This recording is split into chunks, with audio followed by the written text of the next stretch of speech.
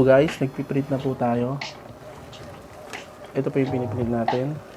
Yung mga design niya, yung mga logo. Ayan. Ito pong gagawin natin na patches. Ito po yung alternative na paraan para po ma-transfer yung design sa t-shirt. Yung mga image, yung mga logo. Ayan. Kasi hindi po siya kayang i-silk screen. Pwede naman, kaso lang mas magastos yung materyales kung gagamitin natin ay silk screen. Lalo na kung mga konti lang po yung yung quantity na papagawa, diba? Kaya ito po yung alternative. Pwede ring dark transfer paper, yung DTP na tinatawag. Para lang po siyang papel na ididikit sa t-shirt. Ito naman po, tela po siya. Ayan, ito po yung tela. Piprint natin siya tela, lalagyan natin siya ng adhesive para dumikit sa t-shirt. Okay.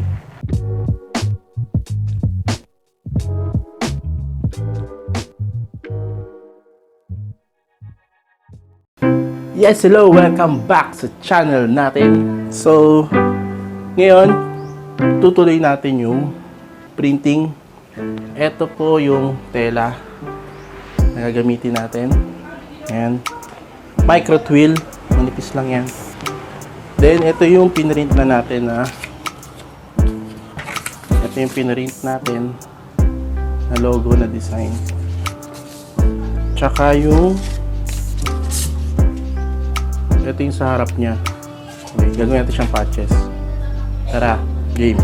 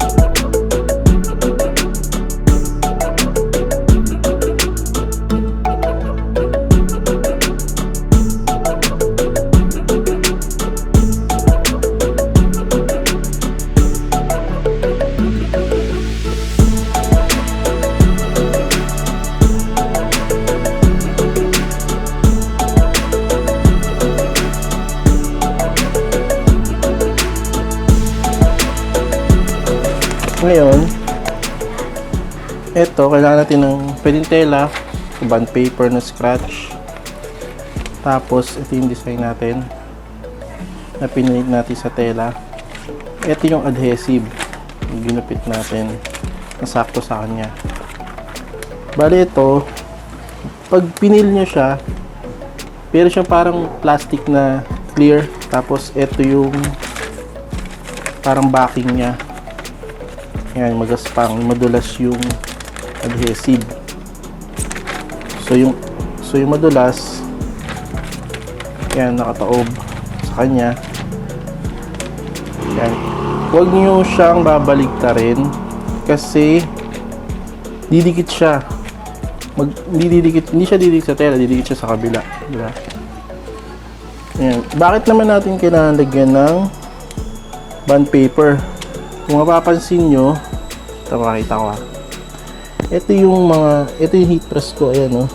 Meron siyang itim. Nagkabaligtad ako noon, hindi ko siya nalagyan ng cover. Ayan, dumikit siya dito. Ayan, hindi ko na natanggal. Ayan, kahit anong gawin ko, wala na. Pero hindi naman siya dumidikit sa pag nagpe-press ako sa t-shirt. Yun nga lang, syempre, pangit siya tignan. Tsaka ayan, oh. Meron pa siya konti eh. Pag masyado siya mainit. Kaya yan, tip. Okay? So ngayon, wait ah. Ayan. So, ayan. Taob natin siya. Ito yung adhesive design.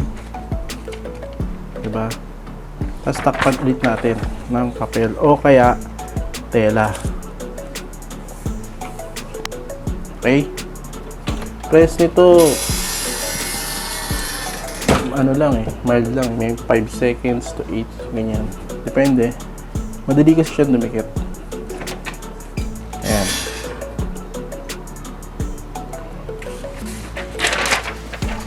Okay? Tingnan natin. Ayan, pansin nyo, dumikit siya.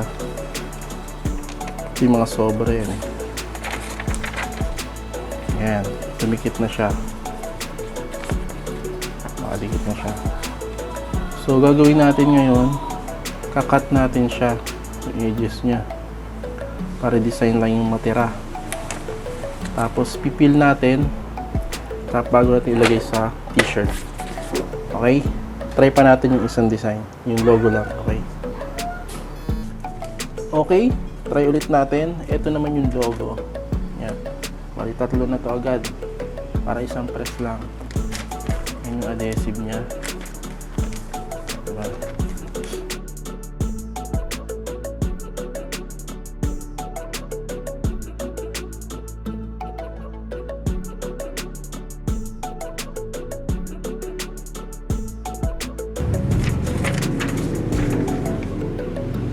Ayan. Pag lumamig siya, tigas na siya. Okay na. Okay. Ayos. Okay, tapos na tayo mag-print. Ito na yung print natin. Daligit na. Kakat na natin siya isa-isa. Yung mga logong harap. Ito yung malaki. Okay, game.